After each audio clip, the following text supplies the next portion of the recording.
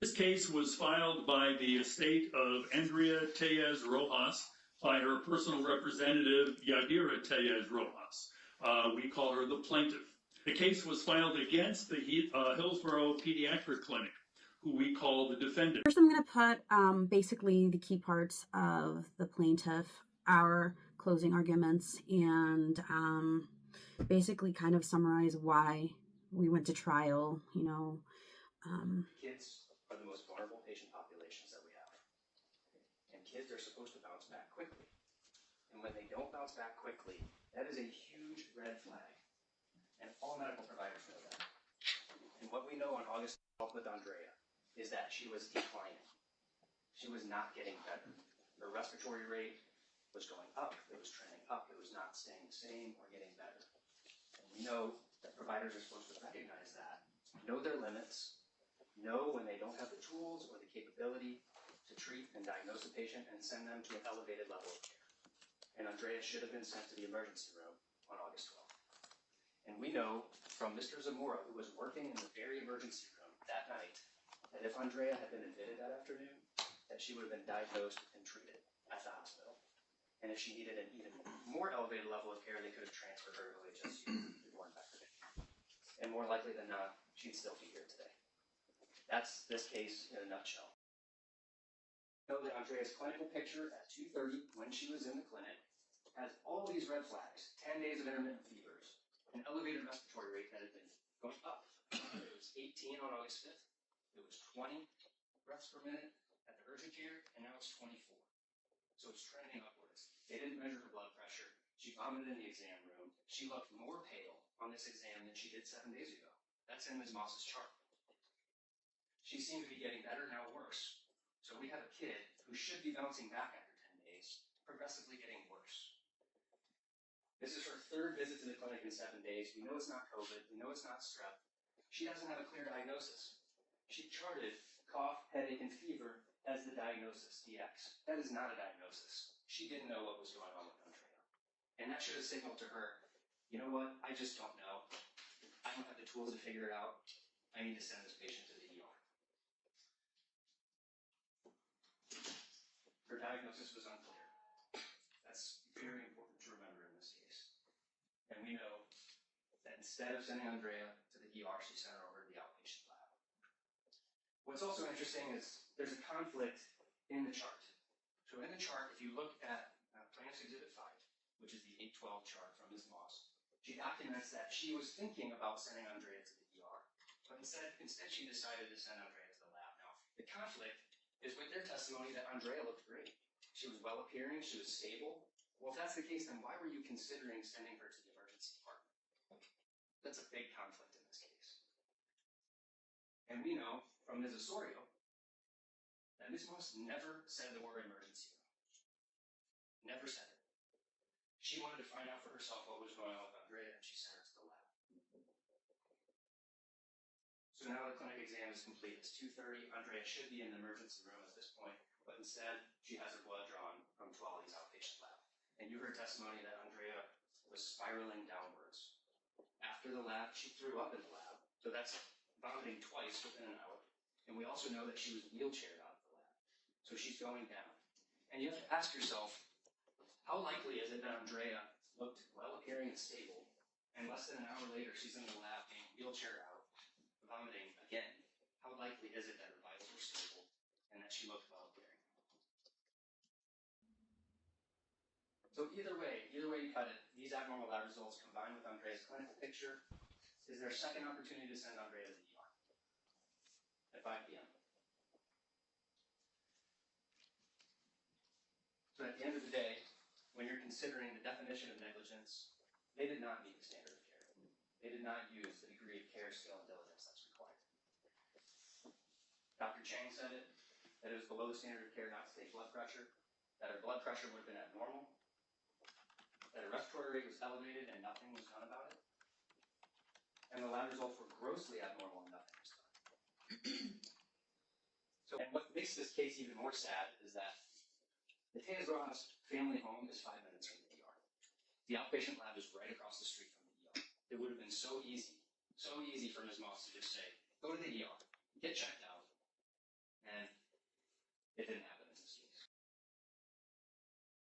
But what we know is that if Andrea were diagnosed with myocarditis at Tuality, we heard from Mr. Zamora she would have been transferred over to a children's hospital like Randall's or OHSU. So if the diagnosis is made around 3:34, they transfer her over to OHSU or Randall's. She's there by 5 o'clock. Still more than 3.5 hours before she goes into heart failure. We also know that if she were still at Tuality, they could have life-flighted her to OHSU. And we can see on OHSU's own website that they treat patients with myocarditis, with heart problems.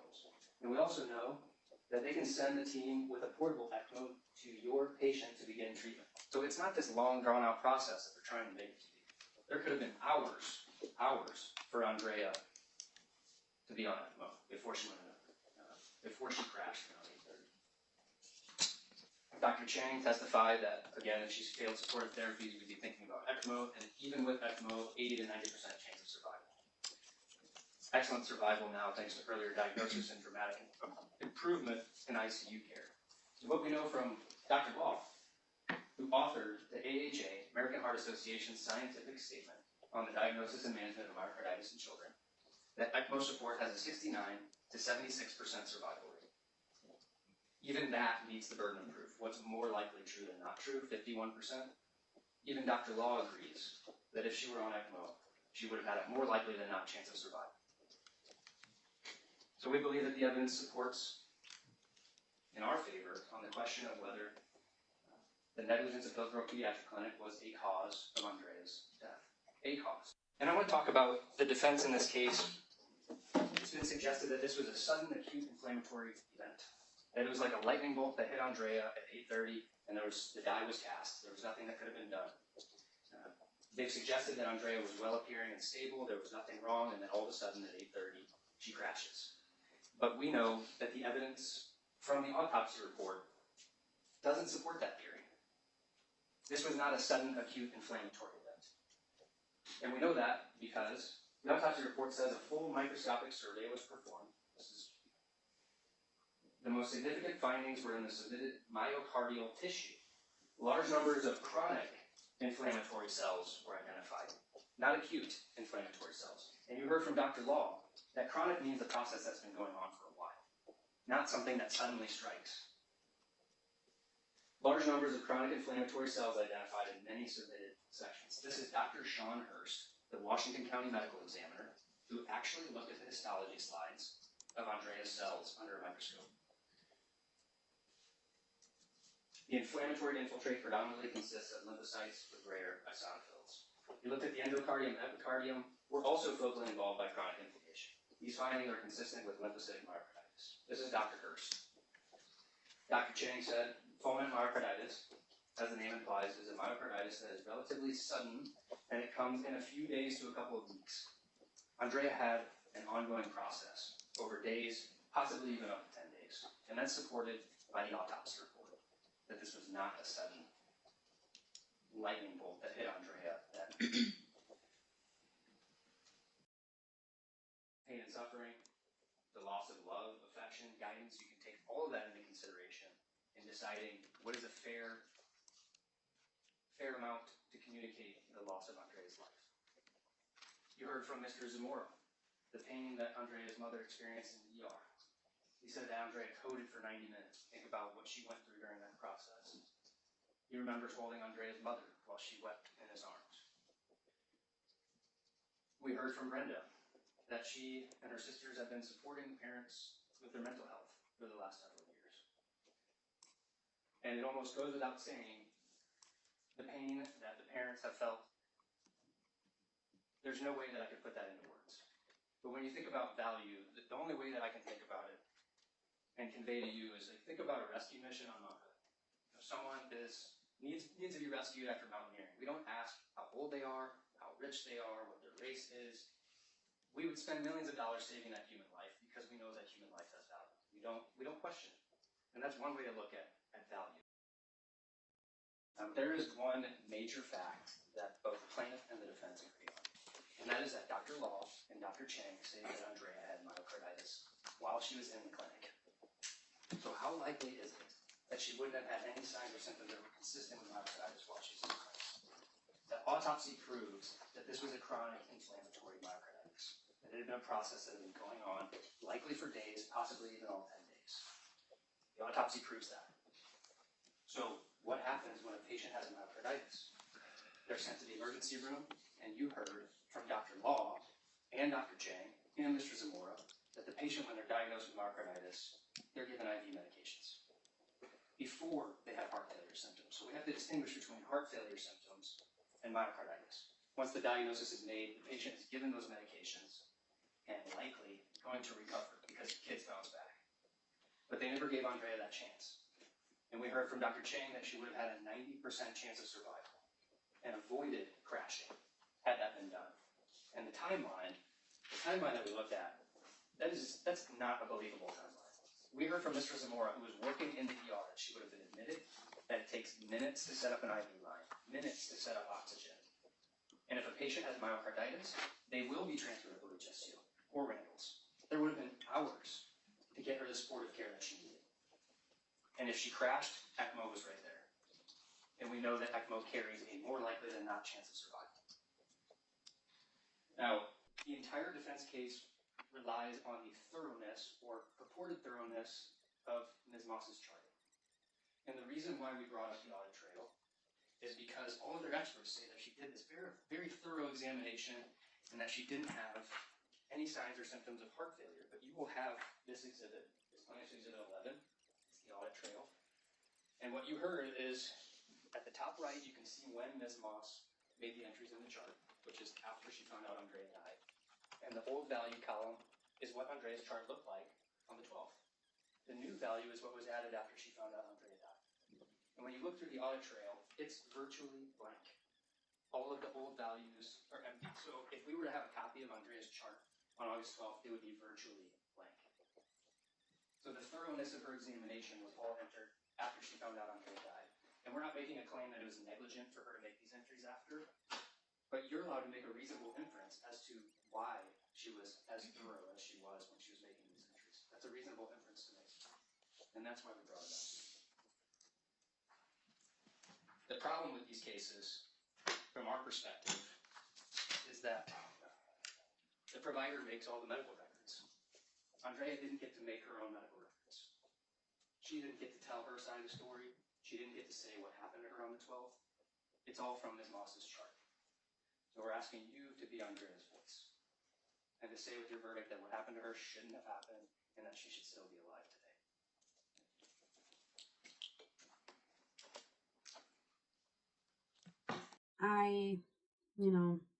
That was pretty much our case, in a nutshell, basically pointing out what the facts of the audit trail is, and that all of the witness experts on the defense side was basically using the chart like a fact, like that's what the symptoms were. But it is important to note that the charts were quote unquote updated or completed. Whichever way you wanted to say it, the chart that was on 8/12 versus 8/13 were not the same. They were significantly different. And that was pretty much our last few points. The next part is the defense, and I still don't know if I'm going to put all of it, but I'm going to put a big part of it because pretty much it shows the skill of Melissa. They're going to basically elongate this, like, it's so sad. Yes, what happened was sad. But please, don't. My client didn't do anything wrong. Andrea would have died anyway. So just the skill, again, I knew that between the both of them, who was going to be closing it was not going to be Jeff Young. It needed to come from someone with a soft voice. But so the next part we'll play with the defense and just the skill of how to really affect the jury. Melissa Bushnick is the one that delivers the closing argument, and pretty much it's going to be very dragged on slow.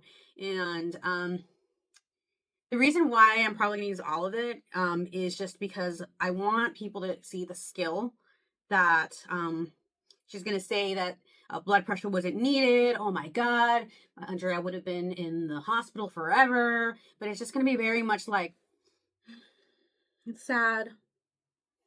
She would have died anyway. But don't blame my clients. They did such a good job.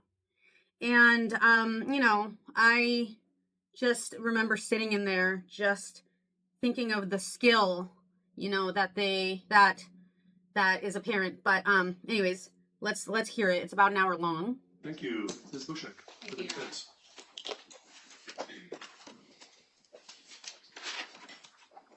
Good morning.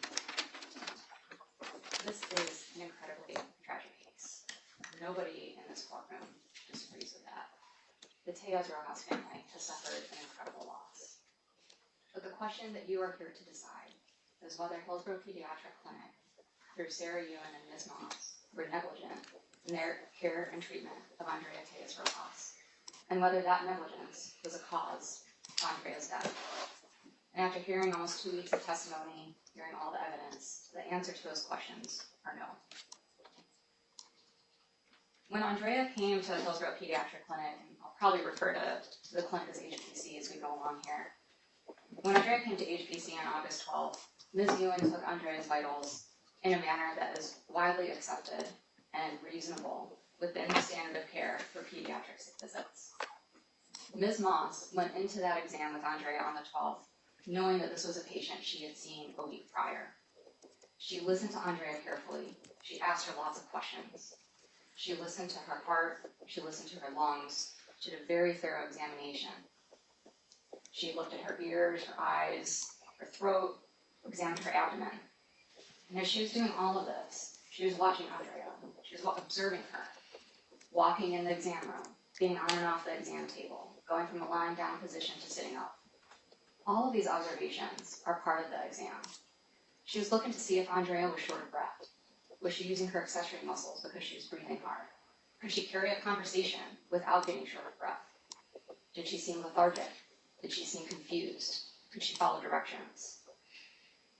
Ms. Moss considered all of Andrea's symptoms: intermittent fever, headache, nausea, vomiting, body aches.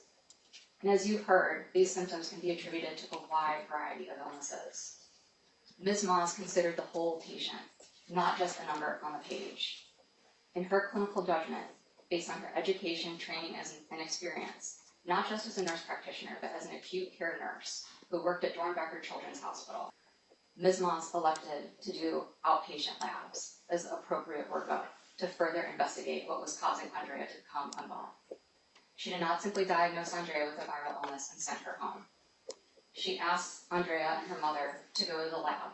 She wanted them to go to the lab that day before it closed because Ms. Moss knew that she wasn't working the next day. She wanted to have whatever labs could be available by the end of her workday so that she could evaluate them and call the family for follow-up to the extent additional plans were needed. She discussed the plan with Andrea and her mother and made sure that they understood that plan. Based on the patient that Ms. Moss had in front of her during the visit, which was between about 2:20 and 3:30 or so on August 12th, Andrea was stable. She was not in distress, and she did not require emergency level care. The symptoms that Andrea had are common in the pediatric population. Ms. Moss sees children with these symptoms every day. Standard of care did not require sending Andrea to the hospital. Ms. Moss's decision-making was appropriate and careful and reasonable, and she met the standard of care. Likewise, Ms. Moss reviewed the labs at the time that was appropriate. During a break with seeing some of her patients that day, she saw the initial labs come in, the CBC and the CMP. They were reassuring. Then, when she finished seeing patients at the end of her day at about 8 o'clock, she went into her inbox and she saw the other labs. And there were abnormalities. So she did what was appropriate and reasonable. She called the family to see how Andrea was doing. The standard of care does not require that providers sit at their computers to wait for labs to come in. Ms. Moss reviewed the lab results within a reasonable time and appropriately followed up. As you've also heard, Andrea passed away from a disease that is notoriously difficult to diagnose. A diagnosis that is the cause of sudden death in children, lymphocytic myocarditis. And you heard from our experts that treatments for myocarditis, like supportive care and ECMO, were not clinically indicated between 2:20 or so and 5 p.m. And you also heard from Dr. Buchholz, who actually sees children in an emergency room, who is intimately knowledgeable about the process of transferring critically ill children between hospitals, that even making all possible assumptions in favor of diagnosing Andrea, getting her transferred, that tragically the outcome was going to be the same. Ms. Moss, Hillsborough Pediatric Clinic, Sarah Ewan, were not negligent. Andrea's death, very tragically, was not preventable. So let's talk more specifically about the evidence that you've heard in this case and what you will be tasked with doing as a jury. I understand that we're already being instructed on this by the judge. Mr. Borkey's already talked to you about these things. The reason I'm talking about them too is because they are so important. So the first is burden of proof. The plaintiff, the state, has the burden of proof in this case by preponderance of the evidence, more likely than not. And that applies to negligence, that applies to causation, and that applies to damages. So how are medical providers evaluated in terms of whether they are negligent? That's where standard of care comes in. You can see the definition: the medical provider has a duty to use that degree of care, skill, and diligence that is used by ordinarily careful medical providers practicing in the same or similar circumstances, in the same or similar community. This is not based on hindsight. It is based on what the provider knew at the time. You're also instructed, and Mr. Voorhees talked to you about causation. The negligence, the alleged negligence of Hillsborough Pediatric Clinic and its providers is a cause of Andrea's death if the death would not have occurred but for that conduct. So put differently, the conduct is not a cause of the death if the death would have occurred without that conduct. You've heard from a lot of witnesses in the last week and a half. So what did you learn? Well, let's start from the beginning. Andrea came to Hillsborough Pediatric Clinic on August 5th for a sick visit with Ms. Moss. She had been feeling unwell for a couple of days. When Andrea was roomed with her sister Brenda, Ms. Ewan took Andrea's vital signs. As you can see, they're all normal.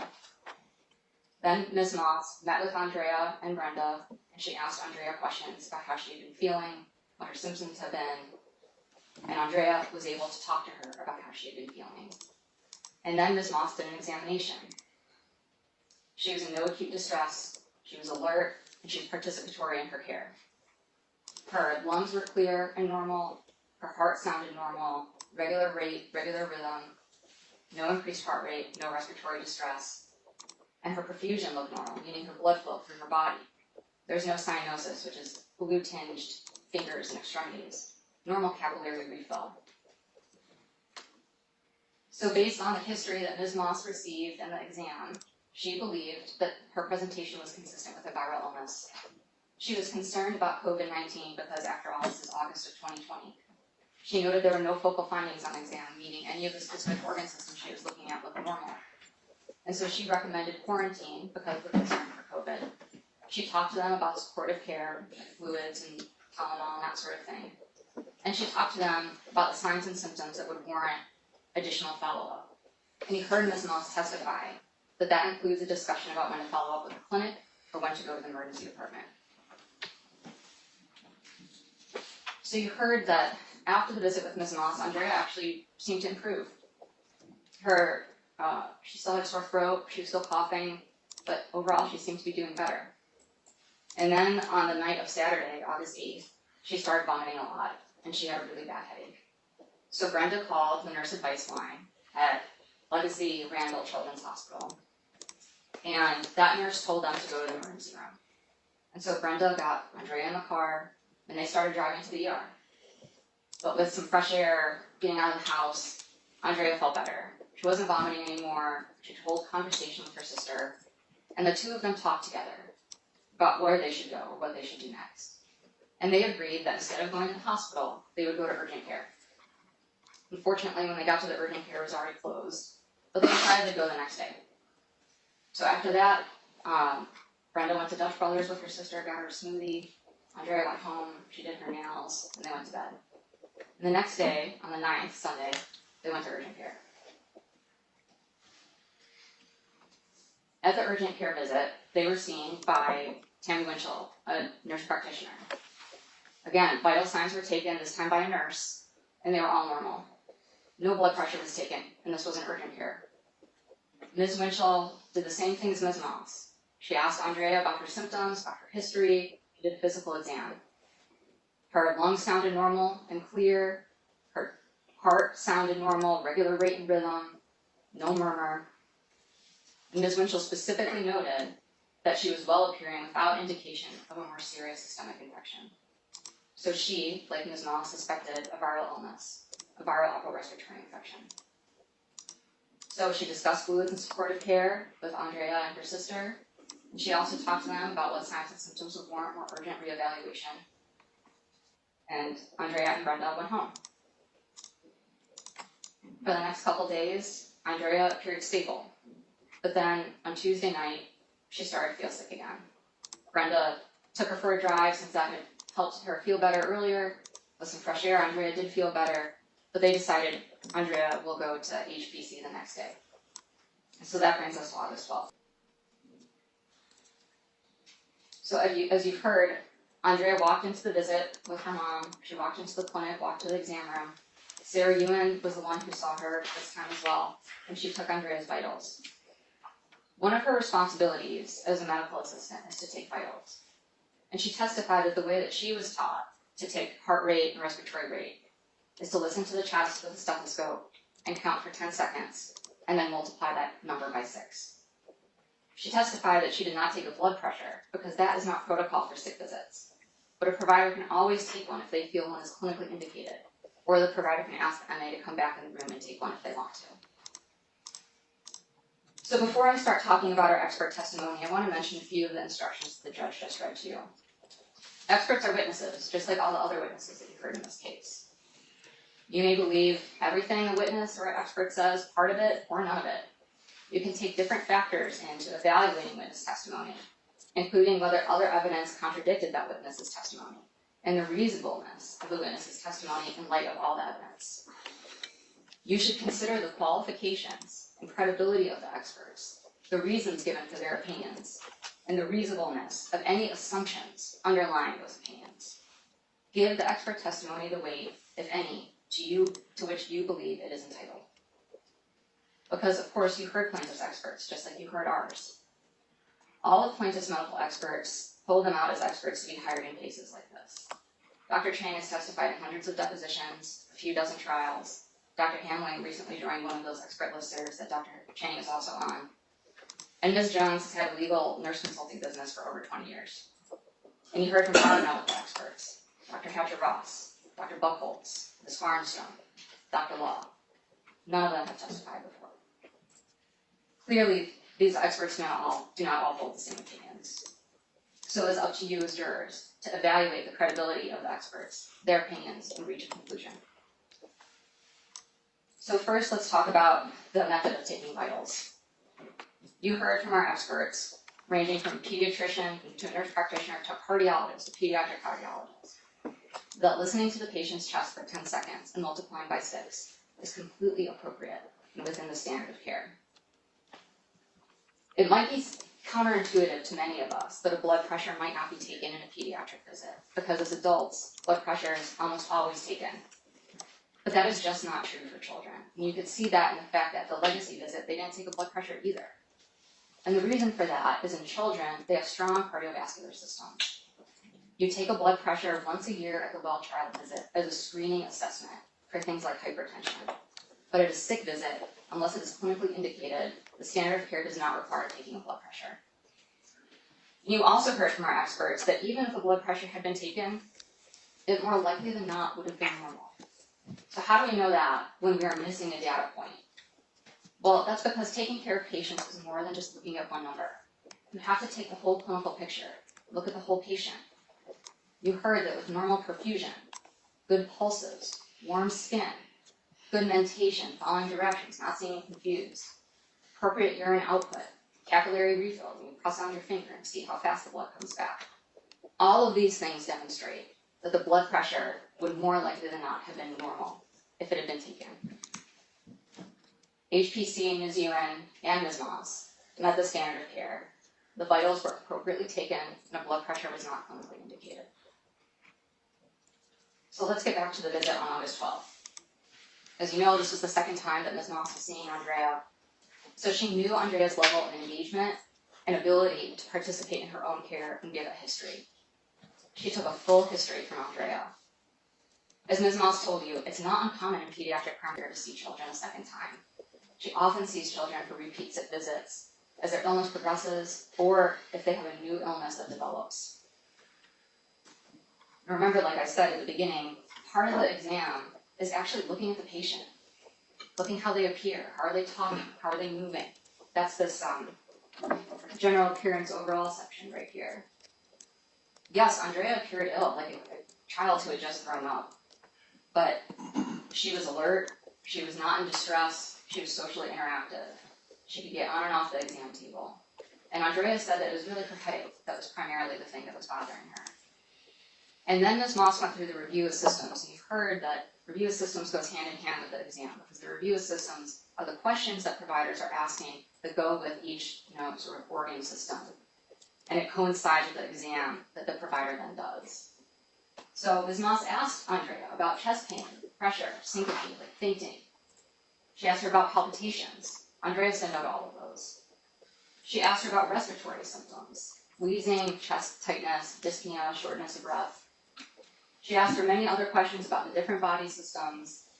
Andrea denied decreased urine output, which is important, as you heard from our experts. No flank pain, no pelvic pain.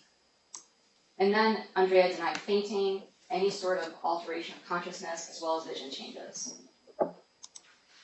Then Ms. Moss examined Andrea, because, as we've heard, it might be difficult for a patient to articulate what shortness of breath actually means to them. So then the provider has to actually examine them, listen to their lungs, listen to their heart, and Ms. Moss did all of that. And the entire exam was reassuring. No signs of instability, no signs of critical illness. Her lungs were clear, heart rate was normal, no murmurs. Her pulses were strong, which shows good perfusion. Her skin was warm, also a sign of good perfusion. Ms. Moss palpated her abdomen to see if her liver was enlarged, because that can also be a sign of something more serious going on. That examination was normal. Again, Andrea was alert, oriented, answering questions appropriately. There's nothing concerning about this physical exam. So based on the information that Ms. Moss had at the time, at the four corners of this visit, Ms. Moss decided she needed to do more investigation. And that appropriate investigation was to order labs. Given Andrea had been sick for a week, about 10 days, with waxing and waning symptoms, she ordered a number of tests. So she ordered urinalysis and a pregnancy test, which should be done in the clinic and get results back right away. And then she also ordered a number of blood tests that she would have to go to the lab for. And she cast a very wide net. The labs that she ordered can account for viral illness, a viral illness that's turned into a bacterial illness, mono, meningitis, even new onset diabetes. And she sent those labs to Tuolumne. And then Ms. Moss talked to Andrea and her mother about the plan, and recalled that the judge has instructed you that the allegation regarding an interpreter is no longer in this case. So in the visit, Ms. Moss told Andrea and her mother that she wanted them to go to the lab that evening before it closed, because like I mentioned, Ms. Moss knew she wasn't working the next day. So she wanted to be able to act on those labs when they came in by the end of the day, to the extent additional action was needed. And this comment about labs versus ED, that was part of Ms. Moss's overall discussion with them about the plan. I want you to go to the lab. I want you to get these labs done.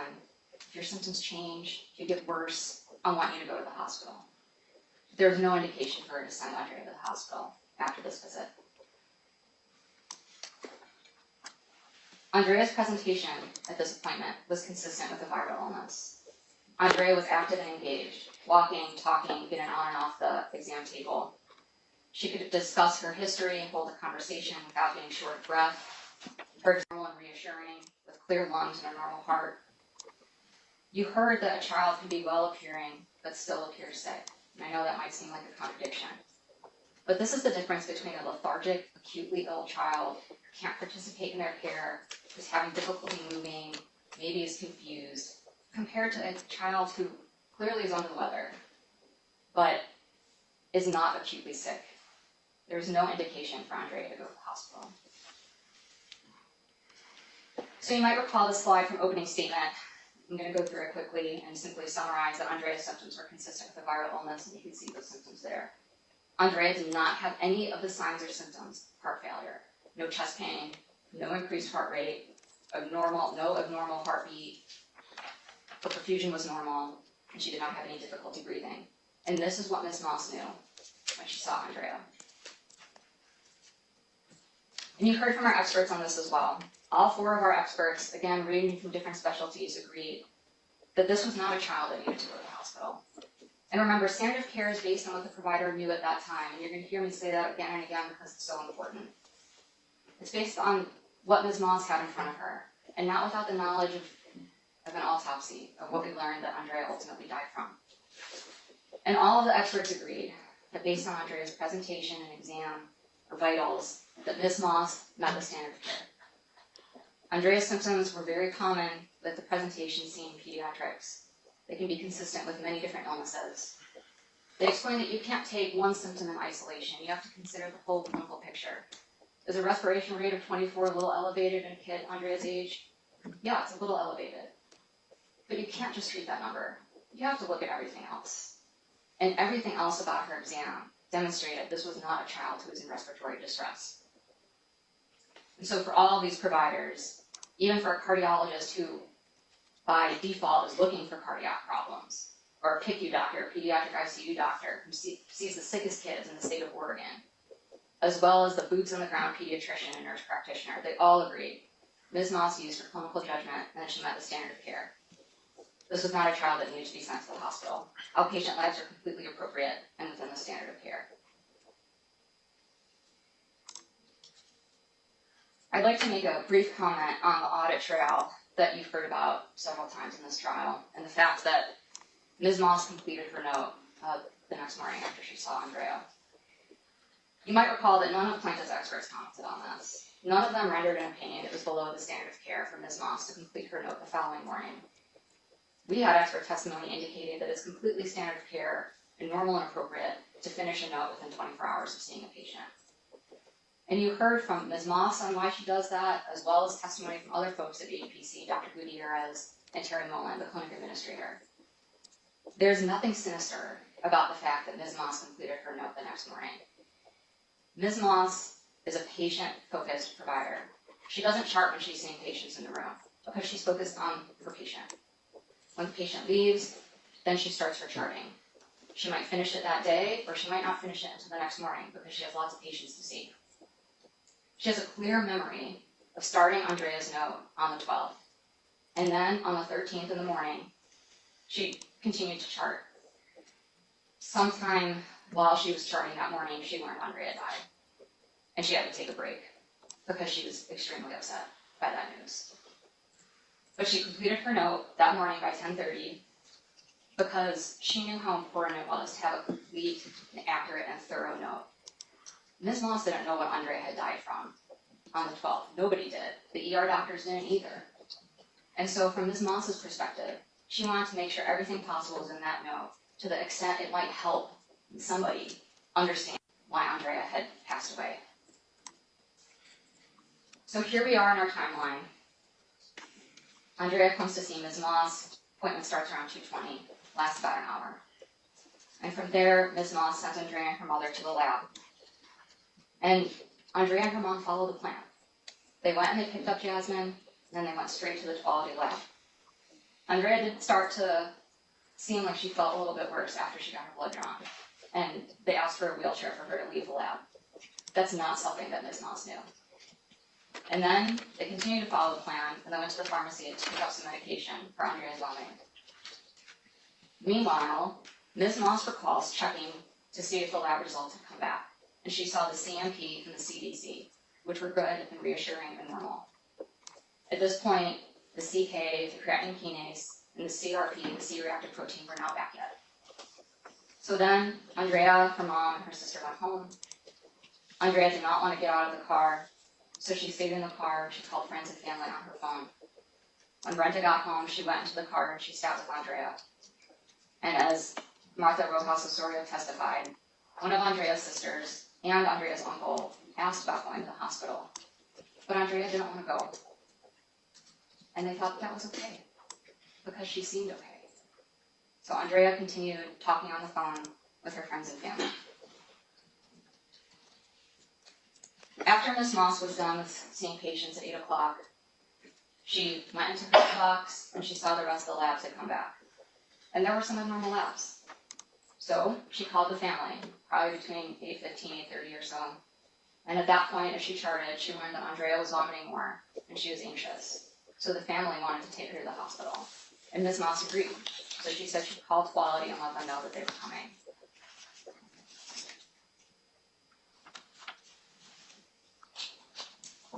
Andrea's family followed the plan. They went to the lab, they went to the pharmacy. When Andrea had a change in condition, she was feeling worse, they took her to the hospital. That was the plan. So we've heard about the labs a lot. I'll start with how providers review labs. So you heard from Ms. Moss, Dr. Gutierrez, and Terry Mullen. There's no expectation at HPC that providers constantly monitor their inbox for lab results. That's just not practical or feasible. Many labs come in that might be abnormal, but don't need to be acted on immediately or urgently. That's the difference between an abnormal lab and a critical lab. If a lab is critical, the lab will call the clinic and say, this is a critical value that needs to be acted on immediately.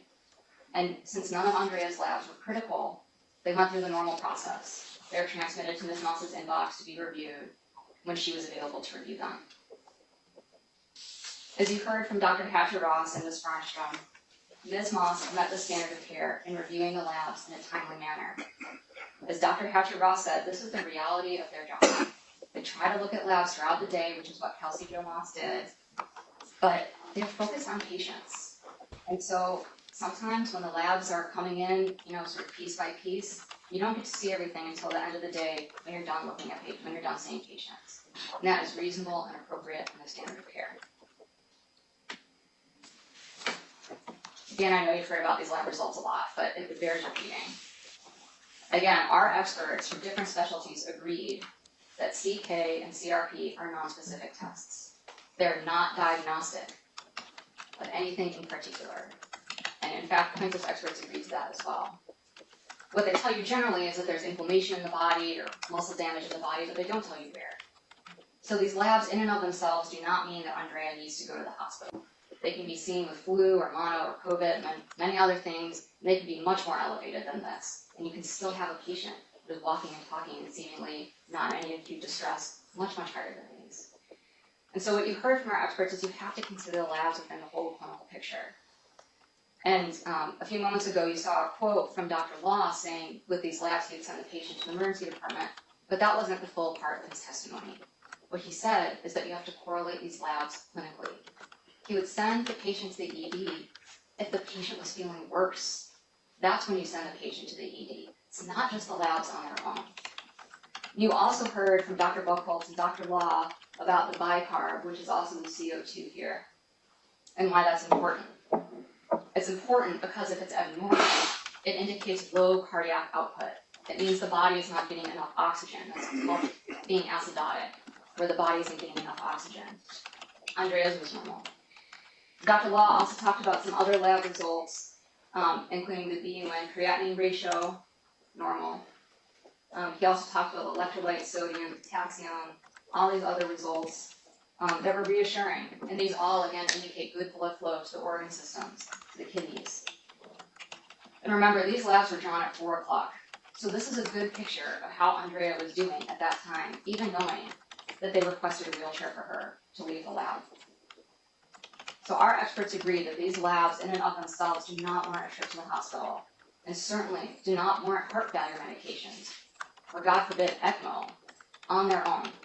They are not determinative of anything. You have to clinically correlate. What they did warrant was a call to the family, see how Andrea was doing, and make a plan from there. And that's exactly what Ms. Moss did. And she met the standard of care in doing so. So you've heard me say that standard of care is based on what the provider knew at the time. And that's distinguished from hindsight.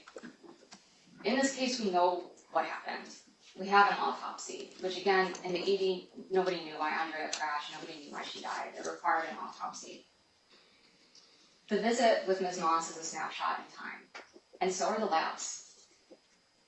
Lymphocytic myocarditis, by definition, involves a viral process. You expect children to have viral symptoms that precede the heart failure symptoms. But you don't diagnose myocarditis because of the viral symptoms. You diagnose it once those heart failure symptoms start to present. So you need more to make the diagnosis. It's not putting a website on the screen and saying she had a fever, she was vomiting, that must mean myocarditis. That's not the standard of care. That's not how it's done in real life. That's based on hindsight, knowing what she had.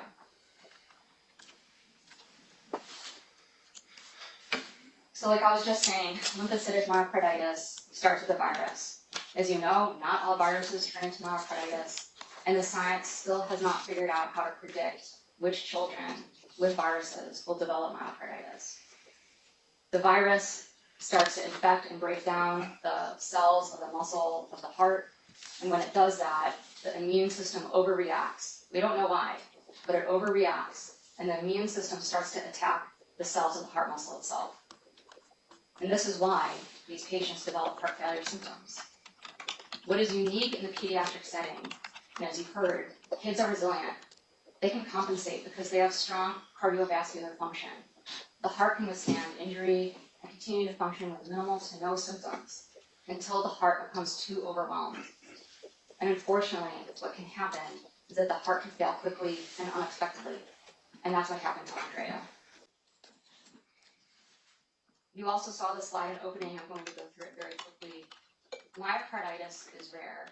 And you might have seen on the snippet of the autopsy report that was put up in Mr. Voorhees' presentation, pathologists also acknowledged that this is rare. It's diagnosed when there are heart failure symptoms. Most viral illnesses do not turn into myocarditis. And unfortunately, this illness has a high mortality rate among children.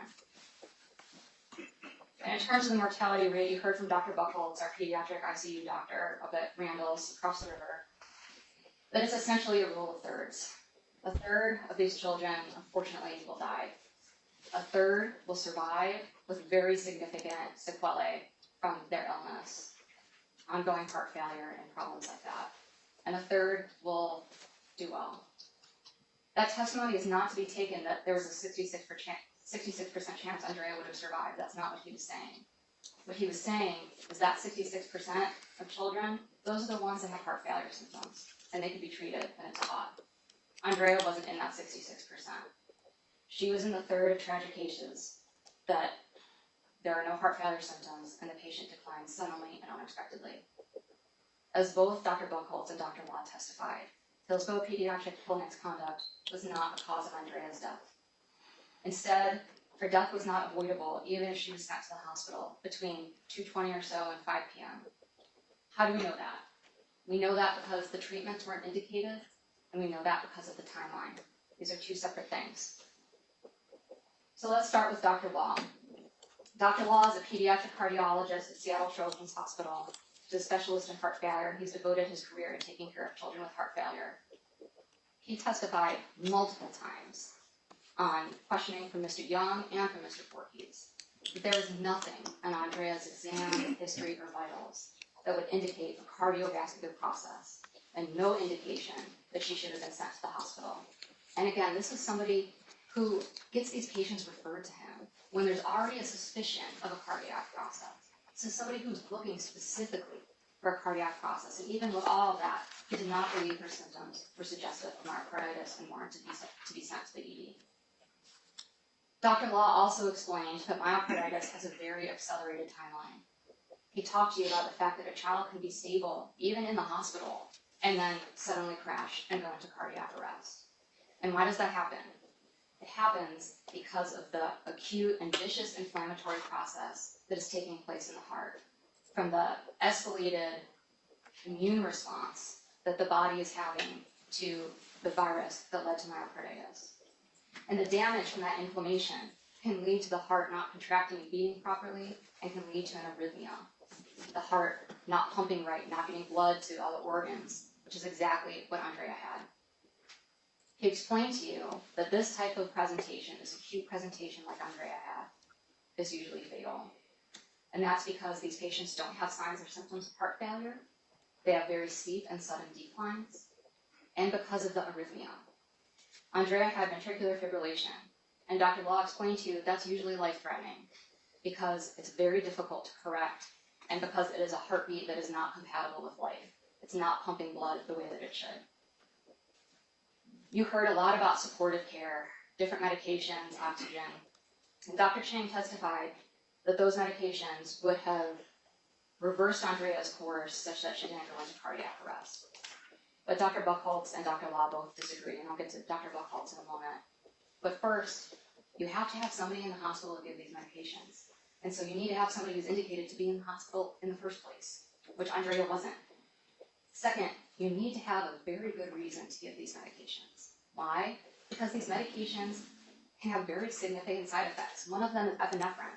That's what Andrea got when she was actively coding. These are serious drugs. And you only give them when the patient has an acknowledged appearance, presentation symptoms of heart failure.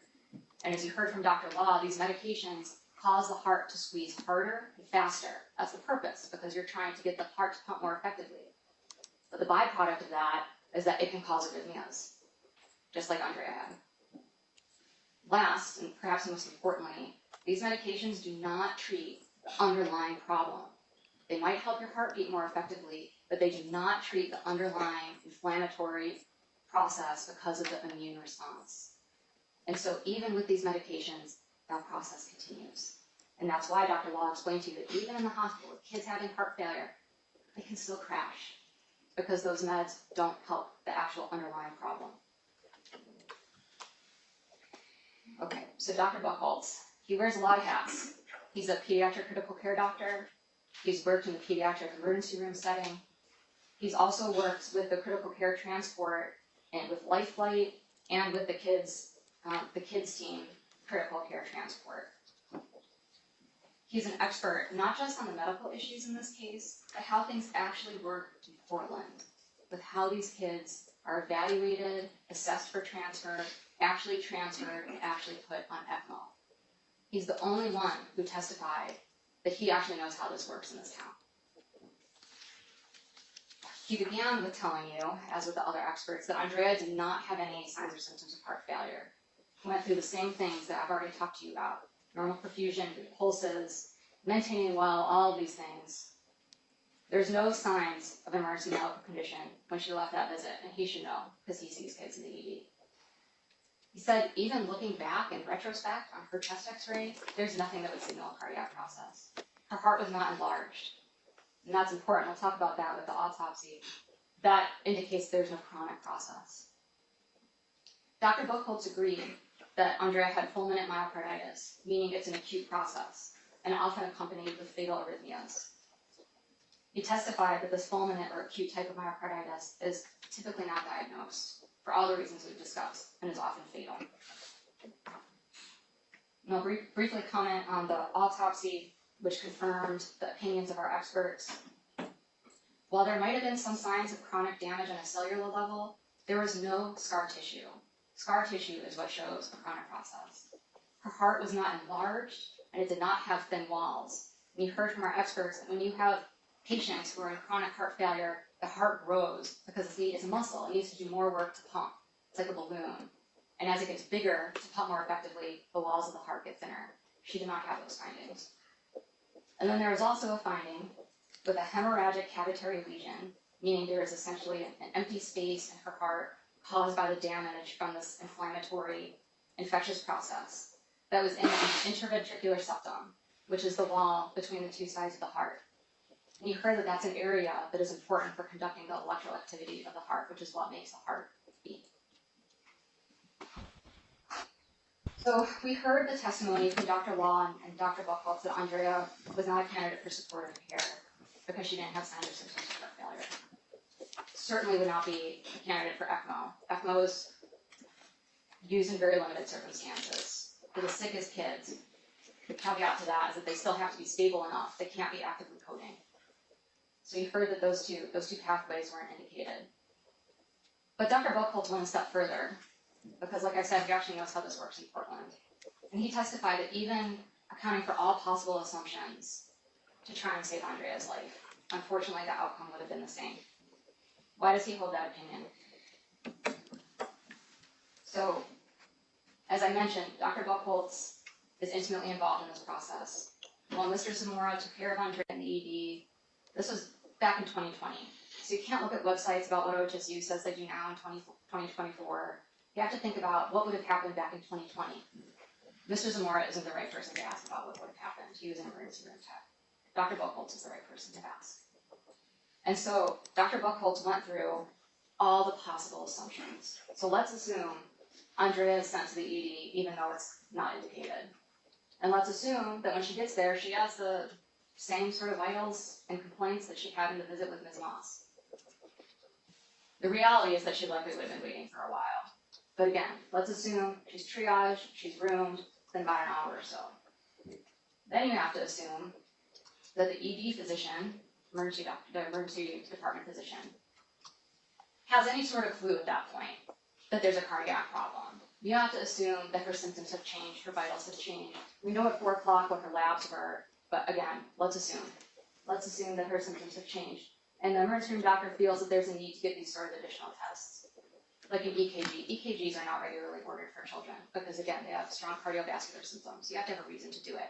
Doesn't matter how easy it is. You have to have a clinical indication. But let's assume EKG, ordering troponin, which is a test to measure for cardiac problems, and echo. Let's assume these all take place by about 5 o'clock. And then let's assume that the emergency room doctor, after all these things might happen, believes that there's an indication to send her to a higher level of care instead of just keeping her at Tuolity. Because Tuolity certainly could have admitted her, but they don't have a pediatric intensive care unit and they don't have pediatric cardiologists in-house. So again, let's assume they call for a consult from a PICU doctor or pediatric cardiologist. Then they have to talk about the case. Then the physician at the higher level of care has to call to dispatch the transport team. Transport team has to get there. And then the transport team has to do an independent evaluation of the patient at the bedside. Then the team has to call back the referring provider, give them that information, and figure out what the next step should be. At that point, if the next step is to transfer, then they go to the higher level of care, which would have been OHSU or Randall's. Once you get to the hospital, and again, this is assuming she would have been sent to the ED from the visit. This all starts later if we're talking about the time frame for the labs. But again, assuming she's transferred, has to be evaluated again. They're going to get a repeat echo. You don't just put a kid on ECMO. You have to have a really good reason. You have to have a kid who's critically and severely ill. So then what does that entail? At this time, you're not going to have the folks in the hospital. You have to call in the perfusionist. You have to call in the pediatric cardiologist. You have to call in the surgeon. You have to get blood from the blood bank to prime the machine. Because again, this machine is essentially, you can see in the picture, doing the function of both the lungs and the heart, so you need blood. So all of these things have to happen in order to believe Andrea would have been put on ECMO. And like I already said, Dr. Long, Dr. Buchholz both said there's no indication for ECMO at between 220 or 5. But even after you assemble the team, then, and assuming this very fast time frame, then you're getting into the time when she codes. And in Portland, you can't put a child that is coding on ECMO. That's eCPR, ECMO CPR. And in Seattle, they don't have it either. And the reason they don't do that is because the outcomes are so low. The outcomes are so poor. And so even assuming every possible assumption to try and save Andrea's life, the outcome would have been the same. And that was Dr. Buchholz's testimony. After closing arguments, you're going to hear the judge instruct you about the verdict. You'll be given a verdict form. You've already seen this. Your first question is whether Hillsborough Pediatric Clinic, through... What I want to leave you with is a reminder of why we are here in this courtroom today. Again, of course, it is tragic that Andrea died, and everybody in this courtroom, I would imagine, their hearts go out to the family. But this case, and what you're here to decide, is about whether Hillsborough Pediatric Clinic, Ms. Ewan and Ms. Moss met the standard of care in obtaining Andrea's vitals and choosing to do outpatient workup instead of sending her to the hospital.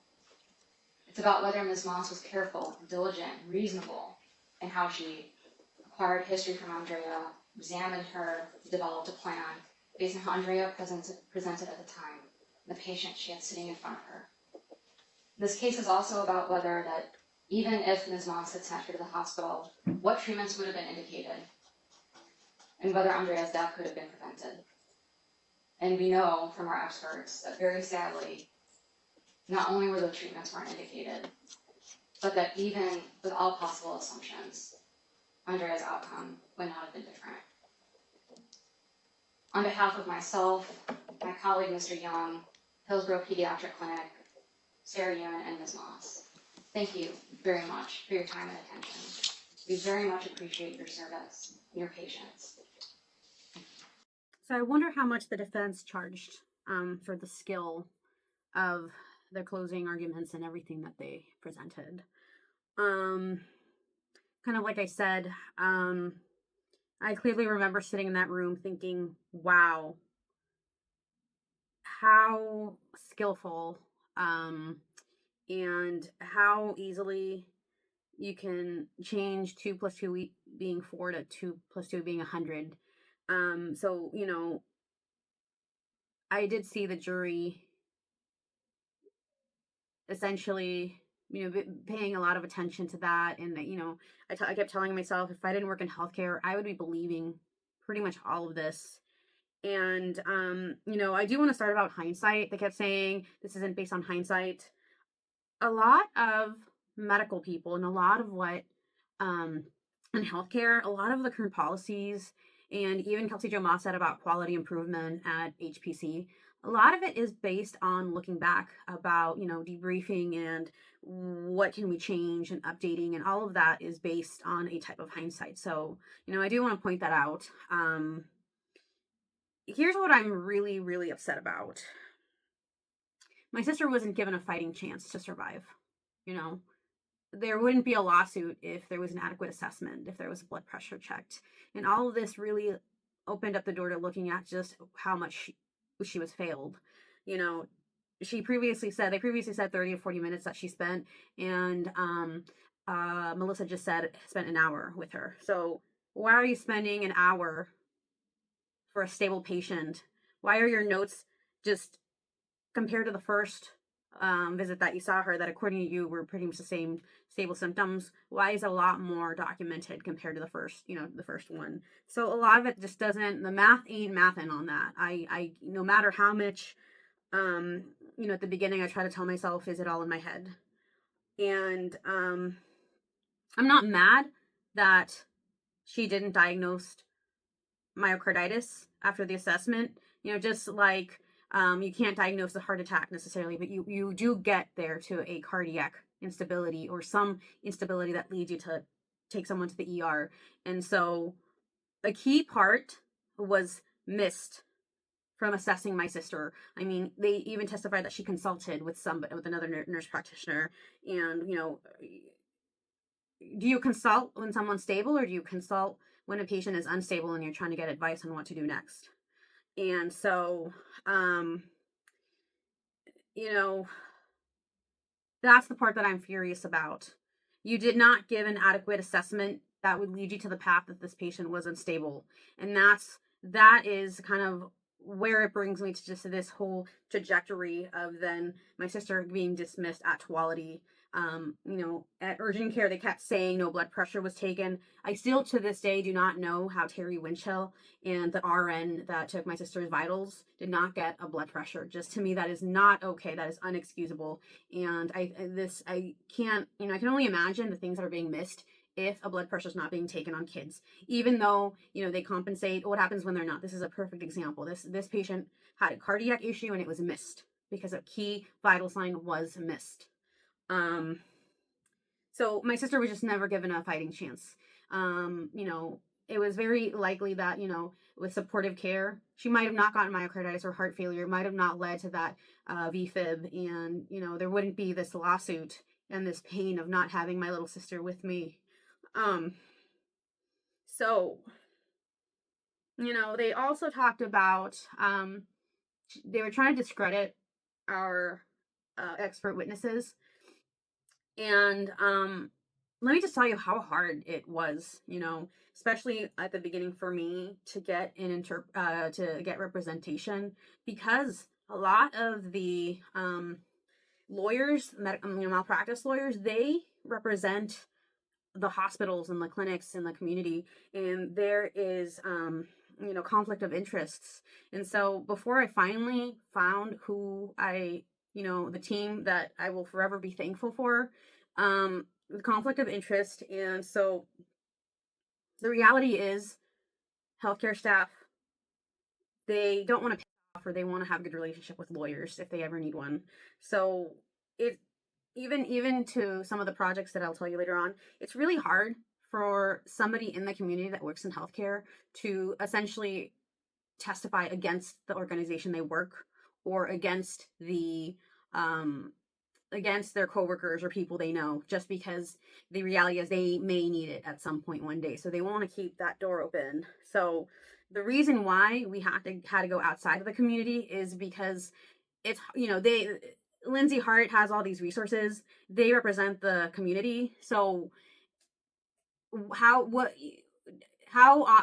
the likelihood that we're going to be able to get somebody like Mark Buckholz, like when they represent Legacy? So that's why there's a big part why we have to go outside of the community. And yeah, just everything that I stood against in healthcare, that quality care, and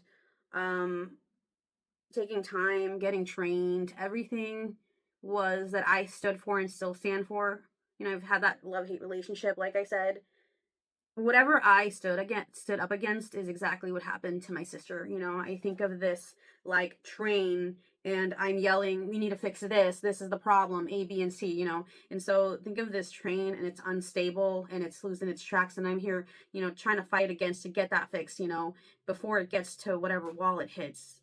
And once it hits, my little sister, the person that I love the most, is in there, and bad things happen. And so that just plays with my mind, because I can only imagine how scared my little sister was. Like I said, the whole picture of them trying to say that she was fine and unstable, and it was, she didn't want to get off, is completely not true. Based on everybody that I talked to, and she must have been so scared, because she felt like she was going to die. And just imagine being dismissed, how scared or maybe afraid. And I can only imagine if that's why she wanted me to come home and see her. So, anyways, at the end of it is pretty much, I'm not going to post, but the end result of it is they did find her not guilty. And even that was hard, because immediately once the jury walked into the room, you saw that they didn't want to look at my side of the court, my family. And people were actually crying walking into the courtroom. The people that voted that she was guilty, I could see tears down. And I just remember sitting there thinking, they got away with it. Again, it's not that it happened with my sister. I mean, that part hurts, but if I listened to this, having it a stranger, I would be just as upset with just what happened. And so this is a very devastating loss. Before we found out that what the decision was, at the end of the presentation, you have the closing arguments, and once the case was closed and we were waiting for the jury, off the record, the lawyers shake each other's hands, because at the end of the day, they'll still work with each other. They have to have to be able to communicate. And so they're shaking their hands. And I remember Jeff and Melissa walking over to the plaintiff side, and they're shaking Scott and Steven's hands and Rachel's hand. And I remember that Jeff Young tries to shake my hand, and he says, Yadira, is it okay if I shake your hand? I'm not going to shake your hand. Everything that you put my family through, you put me through in my deposition. I said respectfully, no, I'm not going to shake your hand. And he goes, maybe next time. I understand. Or some other time, he says. And then he goes, I'm sorry for what happened to your sister. And then Melissa goes, yeah, I'm sorry what happened. Sorry that what happened to your sister. Like, like everything's fine, right? Again, they turned off whatever they needed to turn off and come back as human beings. She then says that her sister is a nurse, you know. And I told her, and that's why you're here. What I meant was, I'm sure you have somebody in healthcare to being able to do what you do. But again, if I thought this was a fair and honest trial, there probably wouldn't be a trial. If I thought that there was proper care given to my sister, at no point, even losing my sister, would there be a trial. But everything that we found, because of the trial, really opened up my eyes. And so, just to kind of put in, it was a hard loss. I remember that at the end, my mom was outside the court crying as Jeff and Melissa are kind of coming out. They can't look at my mom, and Kelsey Jo Moss is walking out with them. And this part broke me. I didn't cry until this part, but as I'm seeing them walk out, she kind of smiles. And I don't think it was because she was happy necessarily. I think maybe it was just a sign of relief. It wasn't smiling towards us, but it was definitely like a little, and that was like the biggest slap in the face to me. Like, going home, it was very devastating. My dad did relapse at some point afterwards, even though he wasn't a part of the trial. I think he, I just don't remember how. My concern was how hard is it going to be for him when he's already pretty much in a depressive state. And but what do? We kind of put ourselves back up together, and we cope as best as we can, and we do accept what happened. But I'm not going to stop there because, that's what my last video is about. I listened to this trial again, and I did talk to employees from Tuality and Hillsborough Pediatrics and other people who were, knew exactly how unstable she was or witnessed it. And that's what my last video is going to be. It's basically exposure because I want people to know what actually happened, and just, some of the things that I found out about some of the witnesses as well, which were inconsistent with their testimonies. And so I think the only, what I'm really aiming for is change. We need to improve healthcare. We need to give better education to patients. We need to have better training, everything. And this really opened up to my eyes why healthcare really doesn't change. I mean, look at the amount of strikes that there are, especially within the last few years from healthcare staff. Healthcare is starting, can be unsafe under this new model of, faster and let's get these numbers. And so that's what I'm really wanting to change. So I'll post what I found out and just how even more shocking some things are. So